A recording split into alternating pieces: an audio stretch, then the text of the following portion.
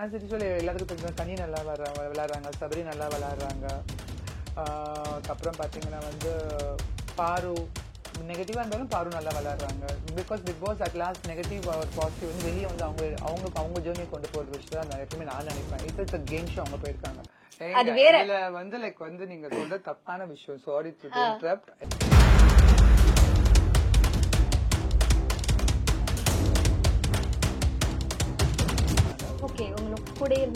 எனக்கு தெரியுது. அதே மாதிரி வந்து அப்சரா வந்து எப்பயுமே எங்க வீட்லயே வந்து ஒரு 10 பேர் இருந்தா கூட அவங்க 10 பேர் கூட பேச மாட்டாங்க, 2 பேர் கூட தான் பேசுவாங்க.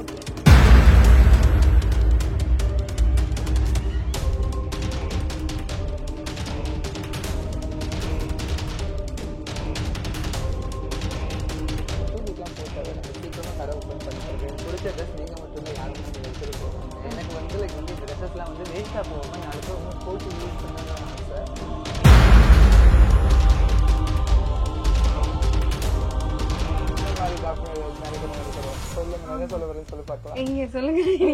லவ் பண்ணணும்னு நினைச்சாங்கன்னா நிறைய ட்ரெஸ் வாங்கி கொடுக்கணும்.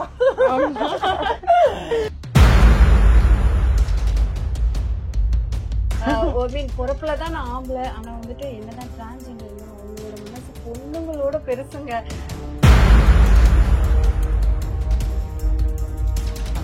உங்களோட பொண்ணு ஆமா அப்பதான் ஓகே நாங்கதான்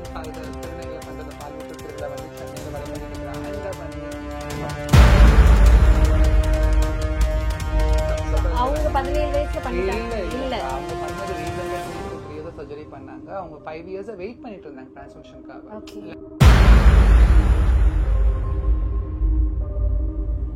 இதுல ஒரு விஷயம் சொல்லுவாங்க, அந்த சர்ஜரி முடிஞ்சு இத்தனை நாள் யாரும் முகத்தையும் கண்ணாடி பார்க்க கூடாது, முகத்து பார்க்க கூடாது, கண்ணாடி பார்க்க கூடாது, நாங்க ஐப்ரோ கூட எடுக்க கூடாது, நாங்க புது ட்ரெஸ் போடக்கூடாது, அதுக்கப்புறம் வந்து சாமி போடக்கூடாது, சாமி குழுக்குள்ள நாங்க போகக்கூடாது.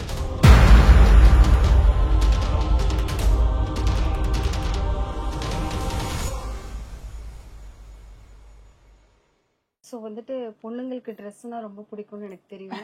ஆனா இங்க சுத்தி பார்த்து எதடா தூக்கிட்டு வீட்டுக்கு ஓடி போயிடலாம் அப்படிங்கிற மாதிரி வகை வகையான செப்பல், அதுவும் வந்து பெரிய பெரிய ஹீல்ஸ் அதெல்லாம் நடக்கவே முடியாது நம்மளால. எப்படி இது கலெக்ஷன்ஸ் எல்லாம் எப்படி வாங்க? 5 inches 7 inches ஹீல்ஸ் நீங்க தூக்கிட்டுலாம் போக தேவையில்லைங்க. சீக்கிரமா கடை ஓபன் பண்ண போறேன். எனக்கு பிடிச்ச ட்ரெஸ் நீங்க மட்டும் இல்ல, யாரும் வந்து எடுத்துட்டு போகலாங்க. எனக்கு வந்து லைக் வந்து இந்த ட்ரெஸ்ஸஸ் எல்லாம் வந்து வேஸ்டா போகாம 4 பேர் ஒண்ணு போட்டு யூஸ் பண்ணதான் ஆசை. ஸோ இது வந்து பாத்தீங்கன்னா ஒரு 50% தான் ட்ரெஸ்ஸஸ் நீங்க பாத்திருக்கீங்க. ஒன்று 50% ஒன்று நான் வந்து சூட்கேஸ்ல அங்கே ஃபுல்லாவே இருக்கு. பிகாஸ் வந்து இப்போ நமி சவுத் இந்தியா ஷோ நடந்த நம்ம லாஸ்ட் மந்த் ஷோ முடிஞ்சதுக்கு அப்புறம் நாங்க மிஸ் பிஎன்டா இந்தியா நம்மளோட வின்னர்ஸை கூட்டிட்டு போனோம். ஸோ அதுக்கெல்லாம் அவங்களுக்கு கொண்டு பண்ண ட்ரெஸ் ஒரு 7 பொண்ணுங்களுக்கு கொண்டு பண்ண ட்ரெஸ் எல்லாம் சூட்கேஸ்ல இருக்கு. இந்த பக்கம் இருக்கிற எல்லாமே அது ஃபுல்லா ட்ரெஸ்ஸஸ் இருக்கு. ஸோ இது மட்டும் இல்லாம ஈவினிங் கவுன்ஸ் எல்லாமே அதுக்குள்ளதான் இருக்கு. எனக்கு வந்து ரொம்ப ரொம்ப பிடிச்ச விஷயமே வந்து ட்ரெஸ்ஸஸ், ஹீல்ஸ், இயரிங்ஸ், என்ன ரொம்ப அழகா வச்சுக்க பிடிக்கும், ஹேண்ட் பேக்ஸ். ஸோ அதுலதான் எப்பயுமே நான் வந்து இன்வெஸ்ட்மெண்ட் பண்ணுவேன், செலவு பண்ணுவேன். பிகாஸ் வந்து உங்களுக்கு எல்லாத்துக்குமே தெரிஞ்ச விஷயம் தான், உலகத்துல இருந்து நம்ம போறப்ப எதுவுமே கொண்டு போறது இல்லை. என்னதான் நம்ம நகை வாங்கி வச்சிருந்தாலும், வீடு வாங்கி வச்சிருந்தாலும், கார் வாங்கி வச்சிருந்தாலும், நம்ம போட்டு அனுபவிக்கிற ட்ரெஸ்ஸும் நம்ம சாப்பிட்ற சாப்பாடு தான் நம்ம அனுபவிக்கிற விஷயம். சோ அதனால வந்து இந்த மாதிரி விஷயத்த நிறைய நான் சேர்த்து வச்சிருக்கேன். என்னன்னா வந்துட்டு ட்ரெஸ் போடுறது உங்களுக்கு ரொம்ப பிடிக்கும் தெரியும், ஆனா இவ்வளவு தூரத்துக்கு ரொம்ப பிடிக்கும் அப்படின்னு சொல்லி பார்க்கும்போது ஒரு மாதிரி ஓகே. ஏன்னா வந்து அப்ப நீங்க சொன்ன மாதிரி நினைக்கிறேன். சொல்லுங்க, என்ன சொல்ல வரேன்னு சொல்லி பார்க்கலாம். எங்க சொல்லுங்க. நீங்க லவ் பண்ணணும்னு நினைச்சாங்கன்னா நிறைய ட்ரெஸ் வாங்கி கொடுக்கணும். இல்ல ஆக்சுவலா என்னன்னா பொண்ணு அப்படி எங்க பிறப்பால ஆனான்னு சொல்றது ரொம்ப தப்பான விஷயம். See, it's all about the நான் என்ன எப்படி நான் வெளியே வாழ்றேன்னு மட்டும்தான் ஒரு இது. இல்ல நான் அந்த மாதிரி சொல்லல, வெளியே பாக்குறவங்களுக்கு சொல்றேன். என்னன்னாலும் அவங்க அந்த மாதிரி கிடையவே கிடையாது. அவங்க முழுக்க முழுக்க பொண்ணெல்லாம் தோத்து போயிருவாங்க, சத்தியமா சொல்றேன்.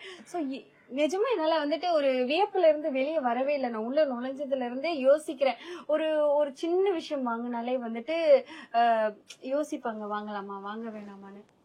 இதை நான் வாங்கி அவனுக்கு போட்டே ஆகணும்னு சொல்லி அதை வாங்கினது மட்டும் இல்லாம அதை பத்திரமா ரொம்ப வருஷத்துக்கு முன்னாடி வாங்கினதை கூட ரொம்ப பத்திரமா பொக்கிஷம் மாதிரி வச்சிருக்கேன். ஆமாங்க, இதுல வந்து பாத்தீங்கன்னா 2015 இருந்து 25 வரைக்கும் திங்ஸ் எல்லாமே இருக்குதுல. ஓகே, சோ எல்லாமே உங்களுக்கு ரொம்ப பிடிக்கும், அதெல்லாம் ரொம்ப பத்திரமா வச்சிருக்கீங்க. நீங்க கூப்பிட்டு வந்தவங்க, நீங்க வளர்த்தவங்க சிவன். சோ அவங்களும் பிக் பாஸ் போயிருக்காங்க. நீங்க இல்ல சிவன் வந்து நான் வந்து வளர்க்கல. சிவன் வந்து என்னோட மாடல். அப்சரா மட்டும் தான் பிக் பாஸ் நான் வளர்த்தி அவளோட டிரான்ஸ்பார்மேஷன்ல கூட இருந்தா அவளை வந்து பிக் பாஸ் நான் தான் அனுப்பிச்சும் வச்சேன். உங்களோட பொண்ணு? ஆமா, அப்சரா என் பொண்ணு. அவளுக்கு நாங்க தான் திருநங்கையில பண்ற அந்த பால்வூட்டு திருவிழா வந்து சென்னையில வடபழனியில கிராண்டா பண்ணி அவளுக்கு பேங்காக்ல வந்து 2 சர்ஜரி ஒன்னா பண்ணாங்க. 2 சர்ஜரி ஒன்னா பண்ணி இங்க 60 days தனித்தனியா பண்ணுவாங்களா? இல்ல தனித்தனியா 10 days கேப் விட்டு பண்ணாங்க 2 சர்ஜரியுமே. சோ அந்த சர்ஜரிக்கு 5 years வெயிட் பண்ணிருந்தேன். ஆக்சுவலி இப்ப வந்து நிறைய யூடியூப்ல வந்து 17 வயசுல சர்ஜரி பண்ணாங்க. அதெல்லாம் சும்மா போய் சும்மா தேவையில்லாமலாம் இல்ல, இது கண்டென்ட்டுக்கு எப்பயுமே தப்பு தப்பா அவங்க 17 வயசுல பண்ணிட்டாங்க. இல்ல அவங்க பண்ணது ரீசெண்டா 2 to 3 years சர்ஜரி பண்ணாங்க. அவங்க 5 years வெயிட் பண்ணிட்டு இருந்தாங்க டிரான்ஸ்ஃபார்மேஷனுக்காக. லைக் வந்து ப்ராப்பரா அந்த பேங்காக்ல தான் பண்ணணும். அந்த சேவிங் அமௌண்ட் எல்லாம் சேவ் பண்ணி சம்பாரிச்சு அவங்க பண்ணி 2 years ஆக போகுது. சரி, நார்மலா ஒரு மீன் சர்ஜரிஸ் பண்ணனும்னா எவ்வளவு மேம் ஆகும்? ஓகே, இப்ப பேங்காக்ல பாத்தீங்கன்னா வந்து இங்க இந்தியால பாத்தீங்கன்னா வந்து இப்ப வந்து 50,000க்கு பண்றாங்க, 1 lakh பண்றாங்க, 2 lakhs பண்றாங்க. பட் வந்து என்னோட சஜஷன் நான் சொல்றது வந்து பேங்காக்ல வந்து ஒரு டிரான்ஸ்ஃபார்மேஷன் பண்ண ஆசைப்பட்டா பேங்காக்ல பண்றது நான் அட்வைசபிள் நான் பண்ணுவேன். ஏன்னா இவங்க பண்ண இருக்கு, இவங்க வந்து திமுறா பேங்காக்ல பண்ணுங்கன்னு சொல்றாங்கன்னு சொல்லி மக்கள் நினைப்பாங்க. பட் வந்து ஒரு டிரான்ஜெண்டரா இருந்து டிரான்ஜெண்டரா நான் வாழ்ந்து அதுல ஒரு வலிவேதை நான் பர்சனலா அனுபவிச்சனால வந்து நான் திருநங்களுக்கு என்ன அட்வைஸ் பண்ணுவேன்னா, உங்க லைஃப் உங்களுக்காக நீங்க டிரான்ஸ்ஃபார்மேஷன் ஆகுறீங்க. ஸோ வந்து உங்க உயிர் ரொம்ப முக்கியம். ஸோ அது வந்து அர்ஜென்ட்டுக்காக வீட்டுல இருக்கவங்க திட்டுறாங்க கொல்றாங்கிறதுக்காக வந்து இங்க லோக்கல் டாக்டர்ஸோ லோக்கல் ஹாஸ்பிட்டல்ஸ்ல போய் பண்றதெல்லாம் ஸ்டாப் பண்ணிட்டு கொஞ்சம் கஷ்டப்பட்டாலும் ஒரு 3 lakhs 4 lakhs இருந்துச்சுன்னா பேங்காக்ல வந்து சர்ஜரி வந்து வெர்ஜினல் சர்ஜரி SRS பண்ணலாம். அப்படி இம்ப்ளான்ஸ் பூப்ஸ் சர்ஜரி பண்ணணும்னா பேங்காக்ல பண்ணணும்னா 2 lakhs கிட்ட ஆகும். இங்க அது இந்தியால பண்ணணும்னா நார்மல் சர்ஜரி 50,000 to 2 lakhs இருக்கு. Virginal surgery Bhup surgery 1 lakhs to 125 lakhs வரைக்கும் இந்தியால இருக்குங்க. ஓகே மேம், அது ரொம்ப பெயினா இருக்கும். அப்படி பெயின் இல்லாம எப்படிங்க? இது எல்லாமே பெயின் இல்லாம இல்லைங்க. ஒரு லேசர் வந்து ஒரு பொண்ணு போய் வச்சுக்க சொன்னாவே அவங்க முடியாதுன்னு. பிகாஸ் டிரான்ஸ்ஃபார்மேஷன் ஜேர்னில வந்து வெளியே சொல்ல முடியாத வந்து வலிகள். பட் அந்த வலியிலயும் வந்து எங்களுக்கு ஒரு இன்பம், பெரிய இன்பம் இருக்கும்.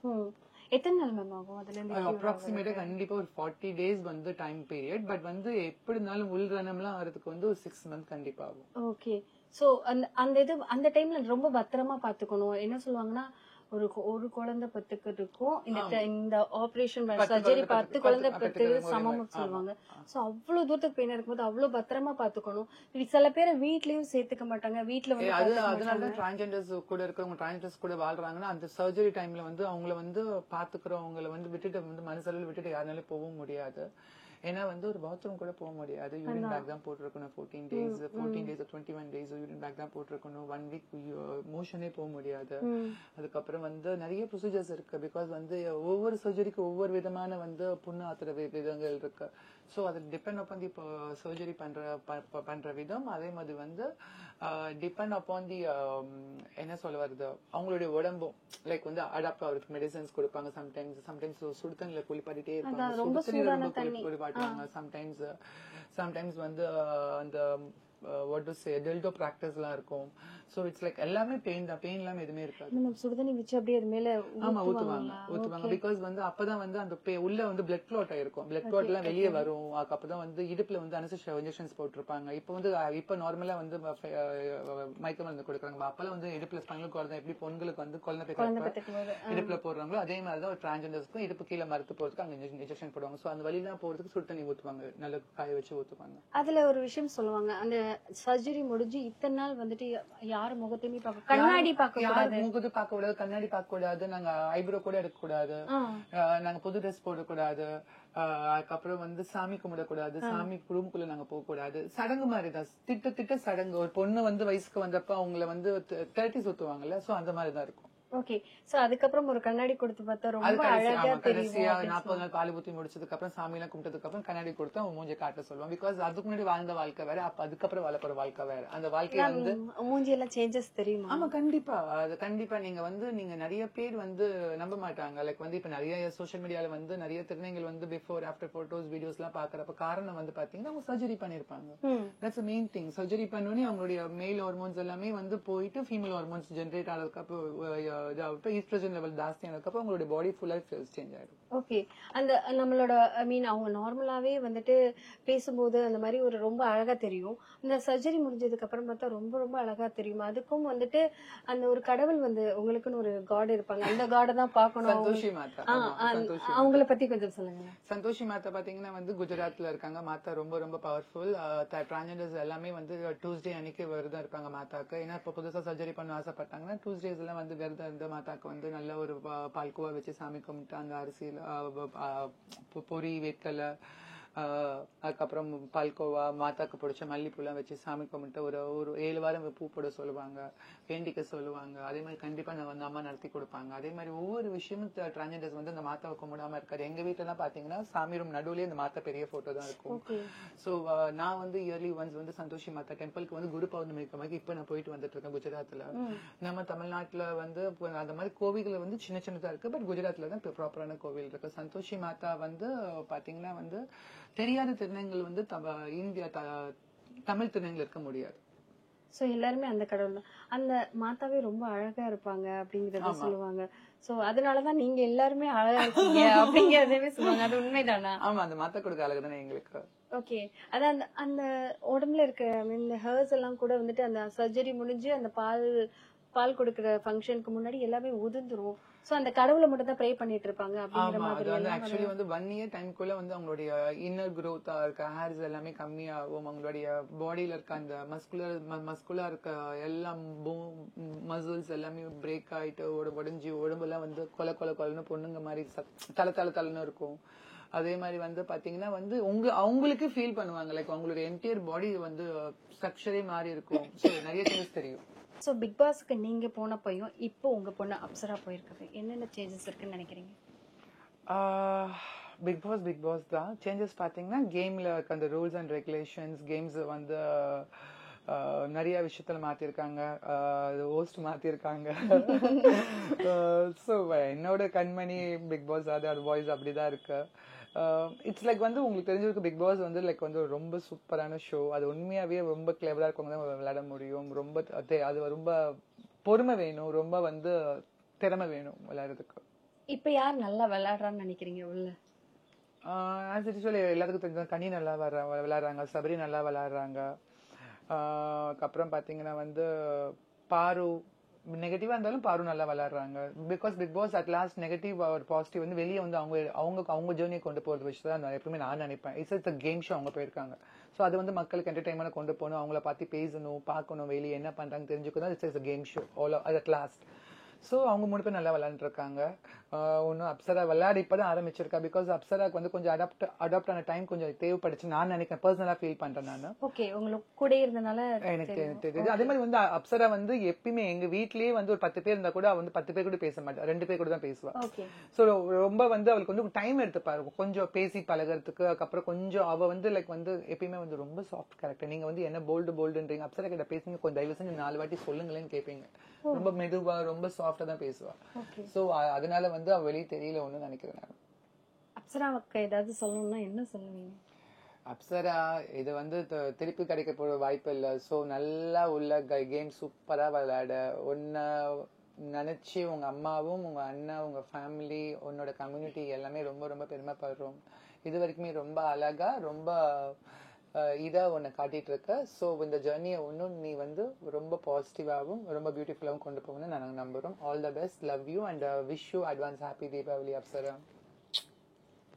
சோ இவ்வளவு நேரம் ரொம்ப பொறுமையா நாங்க கேட்ட கேள்விக்கெல்லாம் ரொம்ப உங்களை மாதிரியே ரொம்ப அழகா பதில் சொன்னதுக்கு ரொம்ப நன்றி.